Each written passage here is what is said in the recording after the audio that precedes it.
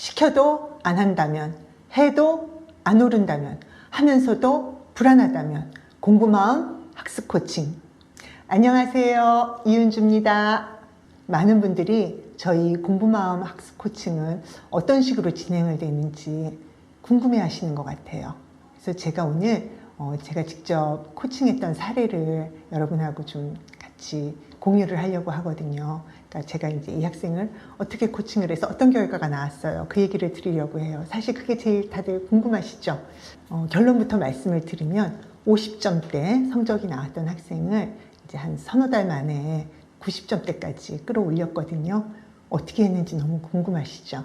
그래서 그 얘기를 좀 해드리려고 합니다. 우선 어떤 학생인지 너무 궁금한데요. 소개를 한번 해주시겠어요? 예, 이 학생은 이제 중학교 2학년 말에 저한테 왔어요. 학기말 시험 끝나고 겨울방학 시작할 때 왔는데 남학생이고, 이제 중학교 1학년은 자유학기제로 아주 신나게 잘 노셨고요.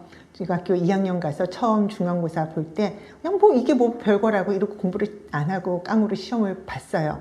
그래서 점수가 다 5, 60점대가 나왔고, 거기에도 멘탈이 흔들리지 않고 2학년을 끝까지 그렇게 보내서 2학년 성적이 다 이제 5, 60점대 수준으로 끝이 났던 학생이에요. 자기도 이제 어떻게 해야 될지 모르겠으니까 엄마가 센터를 보내니까 오기는 왔죠. 그런데 성적은 이제 이렇게 나왔고, 어느 정도 기본 실력이 있는지 체크를 해봤더니 정말 너무 노베이스인 거예요. 국어 문학이 자기는 너무 싫다고 그러는데 화자가 뭔지를 모르는 거예요. 이 시에서 화자라는 게 뭘 말하는 건지를 모르고 있고, 영어도 I can speak 할 때 그 can이 조동사라는 것도 몰라요. 그러니까 시험에서 어법이 다 틀렸었거든요. 그래서 그것도 안 돼 있고, 진짜 얘 생으로 공부 진짜 안 하는 애구나, 그런 생각이 들었어요. 그리고 무엇보다도 얘가 하는 말이 자기는 공부를 왜 해야 될지 그 의미를 모르겠어서 자기는 공부를 안 한대요. 그거 왜 해야 되냐, 이런 식으로 얘기를 하고 있는 거예요. 정말 얘 어떻게 해야 될지 대책이 없긴 한데, 그 학생의 공부마음 검사, 저희가 하는 LSI 공부마음 검사 결과를 봐도 나는 공부는 하기 싫고 공부를 뭐 시키는 대로 따라할 생각은 1도 없고 그냥 편하게 놀았으면 좋겠고, 그렇지만 공부라는 건 나한테는 너무 부담스럽고 힘들게만 느껴져요. 이런 마음이 드러나더라고요. 그러면 이 학생은 공부하겠다고 마음을 먹어야 공부를 할 수 있을 것 같은데 어떻게 이 학생이 공부할 마음을 먹게 하셨어요? 공부할 마음이 먹어야지 공부를 할 수 있다고 다들 생각을 하시는데요. 얘가 지금 자기가 공부할 의미를 못 느끼겠다고 하는 거는 진짜 그 의미를 찾고 싶고 막 철학적이고 인생에 대해서 생각하고 이러고 하는 말이 아니에요. 공부를 하려니까 어떻게 해야 될지도 모르겠고 그거 너무 힘든 것 같고, 그러니까 자기 나름대로 핑계를 만들어내는 거지 그 이상이 아니거든요. 근데 공부를 어떻게 해야 될지도 모르겠는데 자꾸 자기한테 그 힘든 걸 시키니까 나 그렇게 하지 말고 좀 냅둬라, 그래서 그런 말을 하는 거지만 그 속마음에는 얘를 어떻게 해야 될지도 모르겠고요, 나도 너무 걱정되고 모르겠어요, 이런 마음이 사실은 깔려 있는 거예요. 그래서 그거를 잘 생각을 하고 진짜 마음을 잘 캐치를 하고 이제 얘를 공부를 시켜야 되는 건데, 얘한테 막 먼저 동기부여한다고 설득하고 뭐하고 씨알도 안 먹혀요. 그런 거는 일단 이런 애들은 시켜야 돼요. 앉아서. 어떻게 시키셨어요? 어떻게 시켰냐고요? 그러니까 앉혀서 공부해 한다고 공부하진 않고요, 정말 많은 수고와 노력이 들어가죠, 제 입장에서. 그러니까 얘가 이제 공부가 베이스가 전혀 안 돼 있잖아요. 그러면 공부를 하라 그래도 뭘 들어도 자기 게 하나도 안 되거든요. 뭔 말인지도 모르겠고 집중도 안 돼요. 공부하는 습관이 안 돼 있기 때문에. 그래서 제가 이제 옆에서 같이 그 과정을 좀 해줘야 되는데, 그러니까 제가 얘를 따라서 학원에 가서 앉아 있어 줄 수는 없잖아요. 그게 하기 딱 좋은 게 인강이에요. 그래서 겨울방학 집중 프로그램에 얘가 이제 등록을 했었기 때문에 집중 프로그램에 일주일에 그래도 얘가 이제 뭐 두세 번 이상은 오니까 와서 그리고 6시간 정도는 이제 있으면서 코칭을 받고 하고 가거든요. 그래서 얘를 인강을 듣게 했어요. 그리고 인강을 들으면서 제가 옆에 딱 같이 앉아서 그 과정을 함께 해줬거든요. 그 얘기는 조금 더 자세히 이따 말씀을 드리고, 그렇게 인강만 듣게 한다고 또 얘가 하냐? 아니에요. 그 과정 동안에 얘하고 좀 계속 상담과 그 수업 듣기, 이게 계속 병행이 돼서 갔어요. 어떤 상담이 필요한 거예요? 일단은 얘가 이제 공부를 자기는 할 의미를 못 느끼겠다, 왜 해야 되냐 이런 식으로 뻗댕기잖아요.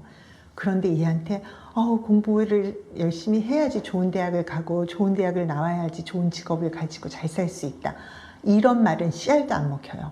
얘는 거기에 대해서 그거를 반대할 만한 증거를 자기 나름대로 가지고 있고 믿음 체계가 확고하게 만들어져 있거든요.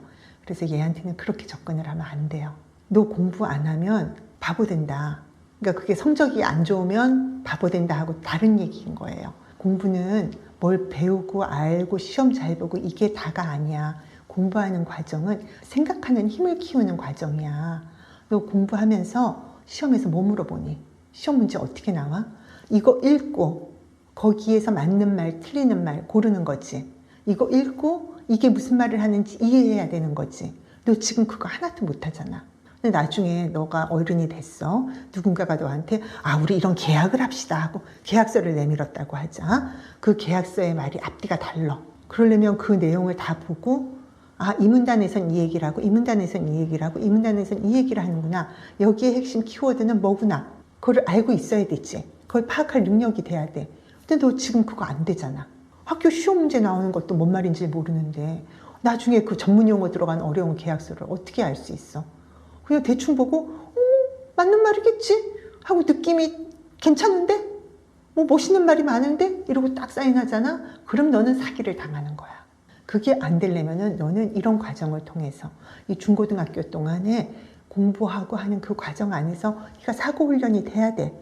이 말이 어떤 말인 거고 이게 앞뒤가 맞는 말인지 안 맞는 말인지 이 말과 이 말은 어떤 차이가 있는 건지 그걸 생각하는 힘을 키워야 되는데 너 그거 안 되고 있잖아 지금. 인강 틀어도 너 그거 뭔 말인지 못 알아듣잖아. 그런데 어떻게 글을 읽고 이게 뭔 말인지 알고 핵심이 뭔지 알아? 그래서 공부하라는 거야. 나는 네가 뭐 좋은 대학 가고 뭐 하고 그거는 나중에 문제고 이런 기본적인 능력을 갖춰야지 세상을 사는데 그게 안 돼 있잖아. 이렇게 얘기하면 애가 이제 그때부터는 저한테 할 말이 없는 거예요. 자기가 거기 반박을 할 수가 없잖아요. 그러면서 이제 그러고 이제 아무 말도 못하고 따라오게 되는 거죠. 그리고 그 인강을 듣는 과정 안에서 제가 이제 얘하고 많은 인터랙션을 해요. 어떤 인터랙션을 하세요? 그러니까 인강을 들을 때요. 얘가 앉아서 혼자서 인강을 들으라 그러면 거의 집중도 못하고 시간만 지나갈 거거든요. 그래서 이런 애들한테는요. 제가 같이 앉아서 들어줘야 되는데 그럼 제가 옆에 앉아있기만 한다고 얘가 듣냐? 아니에요. 저는 인강에서 이제 선생님이 그 내용이 칠판 하나에 이렇게 설명이 나오잖아요. 그게 지나고 나면은 끊어요. 끊고 그 내용을 얘한테 다시 물어봐요. 그럼 얘가 뭔 말인지 알아들었으면 설명을 하고 못 알아들었으면 설명을 못 할 거 아니에요. 설명을 못하면 다시 듣게 하거나 아니면 제가 그걸 풀어서 설명을 해주거나 그리고 인강이 설명되는 중간에도 딱 보면 얘가 못 알아들을 말이 있잖아요. 그랬으면 멈추고 이게 뭔지 다시 얘기하게 하고 또 그 교재도 읽어보게 하고 그리고 그 내용을 또 교재에 적게도 하고 그거를 다시 키는 거예요. 그래서 인강 하나 듣는데 시간이 많이 걸려요. 한 강을 끝내는데. 그렇지만 그 과정을 같이 하면서 이게 무슨 말이야? 나한테 설명해봐. 너 이해했어? 그럼 요거랑은 무슨 관계인 것 같아? 이런 질문을 다 해요. 그리고 그때 이제 더 중요한 거는 저의 리액션이에요. 걔가 이렇게 설명을 해서 맞았잖아요. 그럼 너무 잘했어. 어떻게 이렇게 잘해? 막 이런 이제 좀 과한 리액션을 막 해주면서 얘가 그 좀 기분이 업되게 내가 이게 뭔가 잘하고 있나? 이런 느낌이 들게끔 해줬어요. 그래서 이제 그거를 하나씩 해나가고 특히 뭐 영어 문법 같은 것도 너무 지겨워하죠. 그러니까 같이 계속 대화를 하면서 너 너무 잘했다. 그리고 봐, 요거랑 요렇게 다르다. 그 차이를 잘 기억을 해야 돼. 뭐라고? 뭘 기억하라고? 그럼 걔가 또 다시 얘기를 해요. 그걸 한 서너 번 반복하면 얘가 애써 외우려고 하지 않아도 그게 저절로 기억이 나게 돼요. 그래서 그런 식으로 공부를 같이 해주고 노트 필기 하는 것도 제가 이제 샘플로 하나 만들어서 요대로 해봐. 그렇게 해서 하게 하고 이런 기본 베이스를 다 같이 해줬어요. 그렇게 해서 이제 한 2주가 지나면 조금 변화가 생겨요. 어떤 변화가 생겼어요? 자, 처음에 얘가 그 인강을 하나를 듣는다는 거, 그게 사실은 한 강을 마무리하지만 얘한테는 굉장히 의미 있고 큰일이에요. 얘는 그렇게 해본 적이 없어요. 가만히 앉아서 시간만 보내봤죠. 적극적으로 생각을 하면서 뭔가를 해본 적이 없거든요. 얘가 사실 대화를 저랑 한 것 같지요. 얘는 사실은 그 인간 강사랑 대화를 한 거나 마찬가지예요. 자기가 그 인간에 몰입이 돼서 인터랙션을 하면서 사실은 수업을 한 거거든요. 그렇게 하면서 이 내용이 다 자기께 되는 거예요. 자기 뇌를 적극적으로 활용을 하면서 얘가 그 수업을 다 끝냈어요. 이게 얘한테 엄청난 뿌듯함을 안겨줘요. 뭔가를 내가 진짜로 한 것 같은 거예요. 수동적으로 이렇게 앉아서 뭐가 지나간 게 아니고 직접 내가 내 손으로 뭔가를 직접 만들어낸 것 같은 그 성취감을 갖게 되거든요. 그러니까 하나를 들었는데 뭔가 자기가 많이 안 것 같고 뿌듯하고 뭔가를 진짜 한 것 같고 이런 느낌이 든 거죠. 그렇게 그 수업을 일주일을 하고 2주일을 했다고 생각을 해봐요. 어떻겠어요? 매일매일 자기가 뭔가를 하고 있다는 그 느낌을 가지고 가는 거거든요. 그리고 심지어는 이제 1시간, 2시간, 3시간 시간이 지나니까 아는 게 생겨. 처음에 뭔 말인지 못 알아들었던 게 들려. 이게 뭔지 알겠어. 문제를 풀어도 조금씩 풀려. 처음에는 문제 푸는 것도요, 감으로 풀거든요. 그런데 그거를 문제 풀고 나서 이거 어떻게 했니? 왜 이게 답일까? 이거는 왜 답이 아닐까? 그 선지 하나하나를 같이 얘기를 했었어요. 그리고 다시 또 설명을 듣게 하고 그런 과정을 하니까 얘가 아, 문제 푸는 건 이런 거구나 하는 걸 자기도 모르게 배우게 되는 거죠. 그렇게 해서 2주 정도 지나고 나니까 이제 조금씩 혼자서 이게 되는 거예요. 그러면서 공부를 안 하겠다, 공부가 죽어도 싫다, 이 소리가 쑥쑥쑥 좀 들어가더라고요. 그러면 그 이후에는 어떻게 학생이 공부를 했나요? 이제 그 이후에는 조금 혼자서 뒀어요. 아, 제가 이렇게 보니까 아, 내가 이제 딱 붙어 안 앉아 있어도 얘가 요 집중해서 할 수 있겠다 생각이 들어서 아, 선생님이 보니까 네가 이제는 혼자서도 막 이렇게 잘할 것 같고 너 대단한 것 같아. 어떻게 이렇게 벌써 혼자서 할 수 있는 능력이 됐는지 모르겠는데 한번 선생님 없이 너 혼자 들어볼래? 이렇게 시작해서 이렇게 끝내. 그리고 선생님이 중간에 와서 한번 다시 점검할게. 그렇게 하고 이제 혼자 인강을 듣게 했죠. 그리고 제가 중간에 이제 인강이 보통 이렇게 3, 40분 정도 되잖아요. 그럼 한 15분쯤 지난 다음에 들어와서 어떻게 되고 있는지 체크하고 그 사이에 배운 것도 물어보고 그런 식으로 해서 그 다음에 지냈어요. 그렇게 해서 겨울방학이 지나면서 얘가 교재 하나를 완강을 하게 된 거예요. 그게 얘한테는 너무너무 큰 성취였던 거예요. 그렇게 뭔가를 교재를 자기 스스로 다 끝내본 적이 없거든요. 국어 문학을 완강을 했어요. 그러니까 너무 뿌듯하고 좋아하는 거예요.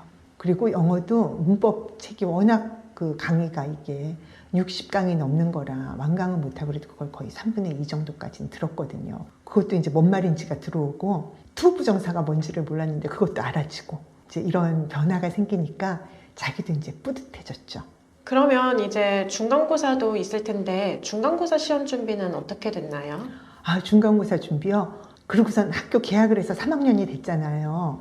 중간고사 준비는 훨씬 쉬웠어요. 왜냐하면 3학년 돼서 수업을 듣는데 수업이 귀에 들어오는 거예요. 특히 국어 수업이. 문학 개념을 한번 다 듣고 났더니 선생님이 하시는 말이 뭔지 귀에 들어오기 시작한 거예요. 그러니까 수업을 집중해서 듣는 거예요. 그동안은 저게 뭔 말인지 모르겠다. 나는 싫다. 재미없다. 내가 왜 저 얘기를 듣고 있어야 되나. 내내 그런 생각으로 2학년 때 수업을 들었는데 3학년 때는 이게 뭔 말인지가 들리니까 집중해서 듣게 되고 또 수업 듣고 오면 제가 물어보거든요. 오늘 학교에서 뭐 배웠어? 어떤 내용이었어? 물어보면 얘가 저한테 설명을 해줘요. 설명을 해준다는 거는 집중해서 들었다는 거죠. 그렇게 학교 수업 태도가 달라졌어요. 그리고 영어도 똑같이 그렇게 되면서 그게 다른 과목에서도 조금씩 이제 태도 변화가 나타나게 되고 중간고사 준비를 하기 위해서 이제 학교 진도에 따라서 또 인강을 들었어요. EBS에서 그 교재별로 인강해 주는 거 들으면서 듣고 문제풀이하고 국어 같은 경우에는 조금 예습도 시키고 영어 지문, 교과서 지문, 그 리딩 지문도 어떻게 공부하는지 하나하나 자기가 가로넣기도 해보고 문법적인 것도 써보고 그렇게 하게 했거든요. 그래서 그걸 하게 했더니 그걸 너무 좋아하는 거예요. 해놓고 나서. 처음 시작할 때는 이걸 자기가 해야 되냐고 그러더니 다 끝내놓고 나서는 그거를 꼭 챙겨서 가는 거예요. 그래서 왜 그러냐 했더니 자기 왠지 얘한테 되게 정감이 간대요. 시험 보기 전에 이 자습서를 꼭 들여다봐 그랬더니 이거 보면 안 돼요? 자기가 하는 그 종이를 얘기하더라고요. 그래서 해도 되지 그랬더니 자기는 왠지 얘가 더 좋대요. 그렇게 얘기하면서 이제 준비를 해서 그 자습서에 있는 문제들 다 풀리고 그리고 평가 문제집에 있는 문제도 이제 다 풀리고 다시 되돌아가서 점검하고 이거를 이제 국어, 영어, 과학 이렇게 일단은 제가 3과목을 해줬었어요. 이제 수학은 학원에서 하고 있고 뭐 사회하고 역사는 본인이 하겠다 그러더라고요. 어쨌든 그렇게 해서 중간고사 시험을 보게 했어요. 근데 이제 이때까지도 뭐 집에 가서 막 공부를 더 열심히 하고 이 정도 태도까지는 아직은 아니고요. 이 정도 준비를 하고 시험을 봤어요. 결과가 어땠을까요? 결과가 너무 궁금한데요. 알려주시겠어요? 국어가 이제 50점대였는데 국어가 90점이 나왔어요. 본인도 너무 좋아하는 거예요. 자기 반에서 국어 90점 넘는 애 자기 포함해서 3명밖에 없다고. 애들이 야 네가 90점을 받았어 막 이런 얘기를 한다고 그렇게 얘기하고 국어가 90점대가 나왔고 이제 다른 과목들도 뭐 80몇 점 요 정도 다 됐어요. 수학은 그냥 70점대였던 것 같아요. 성적이 전체적으로 이제 많이 올라서 나와서 얘도 되게 뿌듯해하고 이제 자기가 그래도 할 수 있겠다. 이 공부를 자기가 못할 거라는 생각을 했는데 이제 솔직히 얘기하더라고요. 이게 의미가 없어서가 아니고 못할 거였던 거죠. 솔직히 자기가 못할 것 같았는데 할 수 있구나. 이렇게 하면 되겠구나. 그런 좀 자신감이 생겼다. 이렇게 얘기를 하더라고요. 그래서 이제 저도 너무 뿌듯했죠. 이렇게 성과가 나고 애가 진짜 노베이스였던 애가 그래서 이런 결과가 나왔다는 게 저도 굉장히 뿌듯한 경험이었고 이렇게 애를 코칭해가는 과정에서 사실 제가 제일 중요하게 생각한 게 얘가 자신감을 갖는 거였어요. 공부에 대해서 어떻게 하는지 알아가면서 자신감을 갖는 거, 자기 스스로 생각을 하고 공부하게 하는 거, 그게 제일 중요했던 포인트였거든요. 근데 그거를 잘 따라주면서 자기 스스로 자꾸 이제 생각해보게 되는 그런 이제 습관도 생기게 되고 또 자신감도 갖게 되고 그렇게 된 것 같습니다. 혹시 그런 마음의 변화가 공부 검사 결과에도 나타났나요? 이 학생을 그 LSI 공부마음 검사를 이제 중간고사 끝나고 했거든요. 했더니 검사 결과가 바뀌었더라고요. 그러니까 공부 안 하고 노는 게 더 좋다. 그 마음이 확 줄고 그래도 내가 이렇게 좀 시키는 대로 따라서 공부를 좀 해보겠다. 그 마음이 이렇게 훅 올라간 거예요. 그래서 그런 변화가 생긴 거. 그게 딱 그 결과에도 나타나더라고요.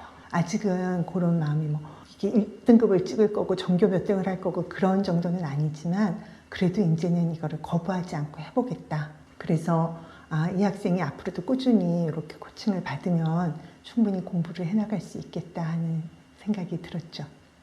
저희 공부마음 학습 코칭에서는 이제 학생의 성향, 또 학생이 가지고 있는 공부마음, 학생의 기본 실력 이런 걸 다 감안해서 학생에게 이제 공부를 할 수 있도록 코칭을 해주지만 그 안에서 제일 중요한 거는 이 아이가 내가 이 공부를 해낼 수 있겠다.